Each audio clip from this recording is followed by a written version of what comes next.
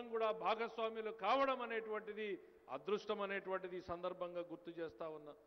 ఈరోజు ఆయన ఆవిష్కరించినటువంటి డాక్యుమెంట్ ఏదైతే ఉందో అది కేవలం ఏదో కన్సల్టెంట్లు తయారు చేసినటువంటి పుస్తకాలు కాదు.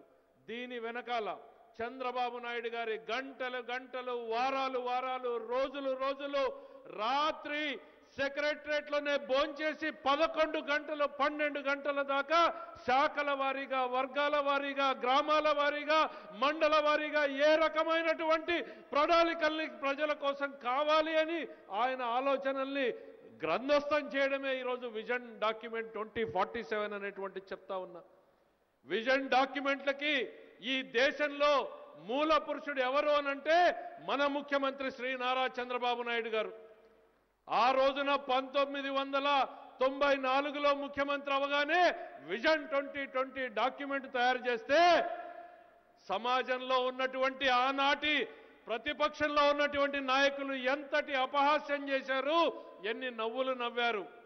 ఆయన ఐటీ విప్లవాన్ని అందుకోవడానికి ఇంటర్నెట్ కావాలి అనంటే ఇంటర్నెట్ కాదు పంప్ సెట్ కావాలి అన్నారు. ఇవాళ పంప్ సెట్ ని ఇంటర్నెట్ తో నడిపేటువంటి దిశకి ఈరోజు రాష్ట్రాన్ని తయారు చేసినటువంటి వ్యక్తి మన నాయకుడు చంద్రబాబు నాయుడు గారు అనేటువంటి చెప్తా ఉన్నా.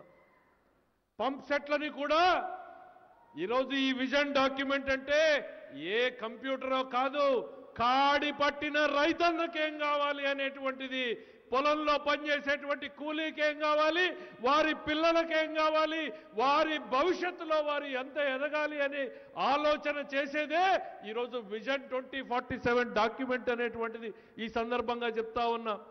2020 డాక్యుమెంట్లో విప్లవం, ఐటీ విప్లవాన్ని అందిపుచ్చుకోవాలి అని అంటే నవ్వారు.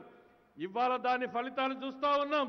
మన పిల్లలు, మన తెలుగు పిల్లలు 10 ఇంజనీరింగ్ కాలేజీలని 250 ఇంజనీరింగ్ కాలేజీలుగా విజన్ డాక్యుమెంట్లో చూపించి ఆయన పెడితే దాంట్లో చదువుకున్నటువంటి పిల్లలు ఈరోజు ఐటీ పేరుతో ప్రపంచవ్యాప్తంగా వెళ్ళగలిగారు అనంటే అది విజన్ డాక్యుమెంట్ని నిజం చేయడము అనేటువంటిది ఈ సందర్భంగా చెప్తా ఉన్నా.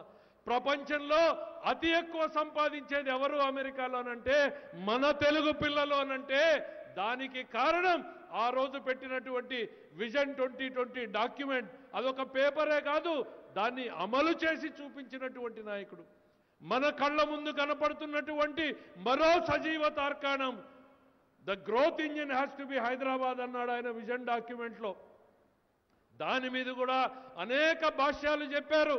నిజాం కట్టినటువంటి హైదరాబాద్ని చూసాం, బ్రిటిష్ పెంచినటువంటి సికింద్రాబాద్ని చూసాం, మన కళ్ళ ముందు నారా చంద్రబాబు నాయుడు గారు నిర్మించిన సైబరాబాద్ని ఇవాళ చూస్తున్నాం. అది ఇచ్చినటువంటి లక్షల ఉద్యోగాలని చూస్తున్నాం.